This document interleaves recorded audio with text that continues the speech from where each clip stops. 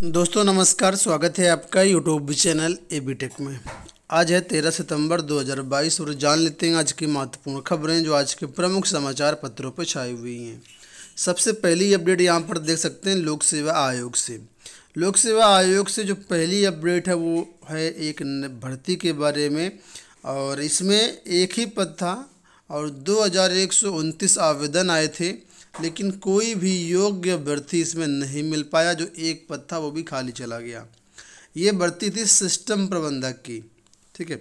System प्रबंधक grade B के एक पद के लिए भर्ती विज्ञापन और उसके लिए योग्य भर्ती ना मिलने की ये खबर बहुत कुछ कहती है। आयोग ने इस एक पद भर्ती के लिए 2021 में विज्ञापन जारी किया था। 2129 अभ्यर्थियों ने आवेदन किए, परीक्षा कराई गई तो 725 अभ्यर्थी इसमें शामिल हुए। इसमें सफल 3 अभ्यर्थियों को इंटरव्यू के लिए बुलाया गया। 3 में से 2 ही अभ्यर्थी पहुंचे, लेकिन अनिवार्य अर्हता न होने से किसी का भी चयन नहीं हो पाया। तो ये पूरी कहानी है इस भर्ती के बारे में कि एक पद था वो भी खाली चला गया। लोग कहते हैं कि पद बहुत कम है, इसमें हम क्यों आवेदन करें। तो आप समझ सकते हैं, अगर आपके पास एबिलिटी है, क्वालिफिकेशन है, क्षमता है परीक्षा को क्रैक करने के लिए, तो एक पद भी आपके लिए बहुत होता है।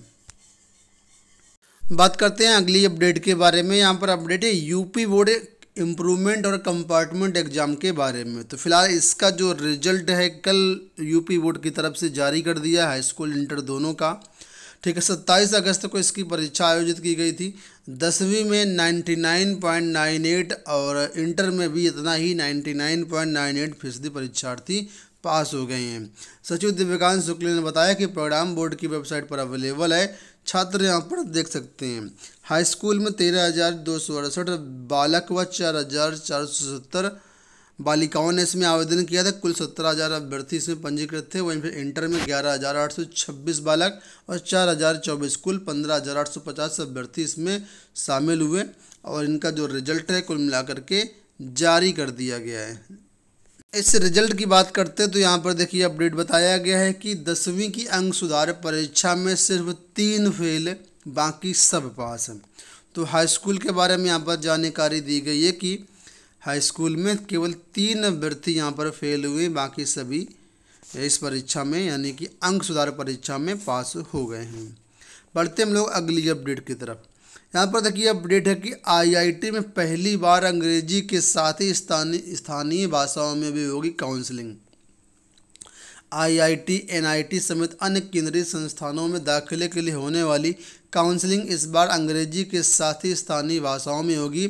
यह पहली बार होने जा रहा है। बात करते हैं आईटीआई में एडमिशन को लेकर के। तो आईटीआई में एडमिशन के लिए अभी तक सेकंड फेज के बाद उच्चीकृत का जो प्रक्रिया थी वो चल रही थी। अब उच्चीकृत प्रक्रिया पूरी हो जाने के बाद यहाँ पर क्या है कि थर्ड फेज का जो रिजल्ट है, जो अलॉटमेंट है, वो जारी कर दिया गया है। तीसरे चरण में जो भी अभ्यर्थी कॉलेज आवंटित जिनको हुए हैं वो लोग 17 सितंबर तक यहाँ पर एडमिशन ले सकते हैं। तो यहाँ पर बताया गया कि आईटीआई में तीसरे चरण और राज्य की औद्योगिक प्रशिक्षण संस्थानों के द्वितीय चरण के आवंटन के बाद उच्चीकरण का प्रवेश परिणाम घोषित कर दिया गया है। आप लोग 17 सितंबर तक इसमें एडमिशन करवा सकते हैं। बात करते हैं लोक सेवा आयोग सीधी भर्ती के अंतर्गत जीडीसी असिस्टेंट प्रोफेसर के इंटरव्यू कार्यक्रम के बारे में। तो यहाँ पर देखिए नोटिस जारी की गई है कि उच्च शिक्षा विभाग के अंतर्गत असिस्टेंट प्रोफेसर समाजशास्त्र का जो इंटरव्यू होगा वो 19, 20 और 21 सितंबर 2022 को करवाया जाएगा। अभ्यर्थियों की पदों की संख्या इसमें 15 है। असिस्टेंट प्रोफेसर रसायन विज्ञान का इंटरव्यू 22 सितंबर को होगा, 4 पद हैं। असिस्टेंट प्रोफेसर शिक्षा शास्त्र का जो इंटरव्यू होगा 22 सितंबर को होगा, इसमें 5 पद हैं। असिस्टेंट प्रोफेसर अंग्रेजी 23 सितंबर को इसका इंटरव्यू होगा, 10 पद हैं। संस्कृत का इंटरव्यू 26-27 सितंबर को होगा, 8 पद हैं। और पशु चिकित्सा अधिकारी 19, 20, 21 सितंबर को 215 पदों के लिए।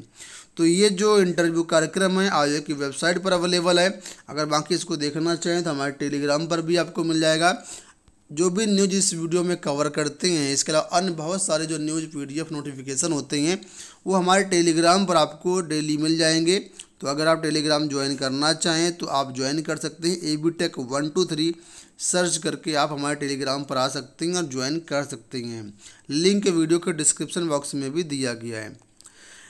असिस्टेंट प्रोफेसर भर्ती यानी यूपीएचईएससी से एक बड़ी अपडेट आई है कि छात्र शिक्षक अनुपात बिगड़ा, 500 पदों पर भर्ती फंसी। प्रदेश के शासकीय सहायता प्राप्त महाविद्यालयों में छात्र शिक्षक अनुपात बिगड़ने के कारण असिस्टेंट प्रोफेसर के तकरीबन 500 पदों पर भर्ती फंस गई है। अनुपात सुधारने के बाद ही इन पदों पर भर्ती शुरू हो पाएगी। तो यहाँ पर देखिए बताया गया कि असिस्टेंट प्रोफेसर के विज्ञापन संख्या 51 के तहत 981 पदों पर भर्ती के लिए आवेदन लिए जा चुके हैं। शुरुआत में 917 पदों पर विज्ञापन जारी किया गया था, बाद में 64 नए पदों का अधियाचन भेज दिया गया। इस तरह पदों की संख्या बढ़कर के 981 हो गई है। लेकिन यहाँ पर देखिए अपडेट ये किया गया है कि महाविद्यालयों में अगर छात्र शिक्षक अनुपात सही रहा होता तो तकरीबन 1500 पदों पर भर्ती होती। दरअसल निदेशालय ने आयोग को रिक्त पदों का अधियाचन भेजने से पहले जनशक्ति निर्धारण के तहत अशासकीय महाविद्यालयों में छात्र शिक्षक अनुपात का परीक्षण किया था। इस परीक्षण में कई सारे ऐसे विद्यालय पाए गए जहां पर छात्र जो है घट गए और इस वजह से यहां पर पदों की संख्या भी घट गई। तो ऐसे में बताया गया कि करीब 500 पदों पर भर्ती की आवश्यकता नहीं रह गई छात्रों की संख्या घटने के बाद। ठीक है, तो इस वजह से निदेशालय ने आयोग को उन 500 पदों का अधियाचन नहीं भेजा। वहीं पर निदेशालय का कहना ये भी है कि पदों को समाप्त नहीं किया गया है। छात्र शिक्षक अनुपात सुधरने पर इन पदों पर भर्ती के लिए आयोग को दोबारा से अधियाचन भेजा जाएगा और आगामी समय पर इन पदों पर भर्तियां की जाएंगी। बात कर लेते हैं एक और भर्ती के बारे में। तो यहाँ पर अपडेट है कि ईश्वर शरण के 6 विभागों में शिक्षक भर्ती की प्रक्रिया शुरू। इलाहाबाद विश्वविद्यालय के संगठक ईश्वर शरण पीजी कॉलेज में 6 विषयों में शिक्षक भर्ती की प्रक्रिया शुरू कर दी गई। इसके लिए आवेदन की अंतिम तिथि 10 अक्टूबर निर्धारित की गई है। प्रत्येक विषय में असिस्टेंट प्रोफेसर के एक पदों पर भर्ती होगी। जो भी इच्छुक अभ्यर्थी ये वेबसाइट दी गई है isdc.ac.in, यहाँ पर जाकर के आप लोग यहाँ पर आवेदन फॉर्म अवेलेबल है, वहाँ से आप लोग आवेदन कर सकते हैं। उत्तर प्रदेश में कार्यरत 3 लाख शिक्षक और कर्मचारियों के लिए एक अच्छी खुशखबरी है कि पिछले 8 सालों से जो पैसा गलत ढंग से काटा जा रहा था, ठीक है, अब उसको वापस किया जाएगा।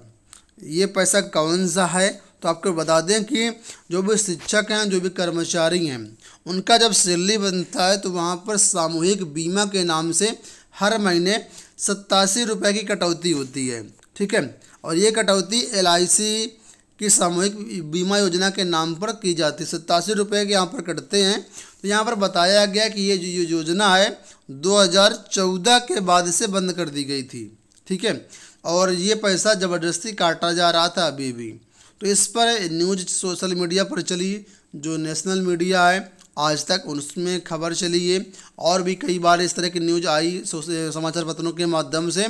तो फिलहाल अब जो विभाग है उसने पैसा रिटर्न करने की तैयारी कर ली और कहा है जो भी पैसा काटा गया है वो वापस कर दिया जाए, क्योंकि ये बीमा ऑलरेडी बंद हो चुका है और अब अभी भी सैलरी से पैसे काटे जा रहे थे। बात करते हैं डीएलएड के बारे में। तो लिखा है 582 डीएलएड प्रशिक्षण संस्थानों में प्रवेश शून्य। ठीक है, तो यहाँ पर देखो अपडेट किया गया है कि भाई डीएलएड में 582 ऐसे कॉलेज हैं जहाँ पर किसी भी छात्र ने प्रवेश नहीं लिया है। पहले चरण में जहाँ पर सीटें फुल हो जाती थी, एक समय था, अब यहाँ पर सारे चरण की काउंसलिंग पूरी हो चुकी है, लेकिन इसके बाद भी बहुत सारे कॉलेज अभी भी खाली रह गए हैं। तो आने वाले टाइम पर यहाँ पर क्या डायरेक्ट एडमिशन करने का मौका मिलेगा आपको, और जो भी इच्छुक अभ्यर्थी हैं वो डायरेक्ट एडमिशन इसमें ले सकते हैं। तो आपको बता दें यहाँ पर डायरेक्ट एडमिशन के लिए जो प्रस्ताव है वो शासन को भेजा जा रहा है। शासन से अनुमति मिलने के बाद डायरेक्ट एडमिशन की प्रक्रिया शुरू हो जाएगी और इसके बाद इसमें आप डायरेक्ट एडमिशन ले पाएंगे। अंत में यहाँ पर अपडेट दिल्ली विश्वविद्यालय को लेकर के कि 70,000 सीटों पर दाखिले शुरू। दिल्ली विश्वविद्यालय में विभिन्न कॉलेजों के 70,000 सीटों के लिए सोमवार को सामान्य आवंटन प्रणाली की शुरुआत की। DU के 67 कॉलेजों के लिए 79 पाठ्यक्रमों के तहत CSS के तहत दाखिले होंगे। तो जो भी इच्छुक अभ्यर्थी हैं वो देख लें और अपना आगे की प्रक्रिया कर सकते हैं। ये हो गई दोस्तों आज की सारी अपडेट। इस वीडियो में इतना ही। धन्यवाद।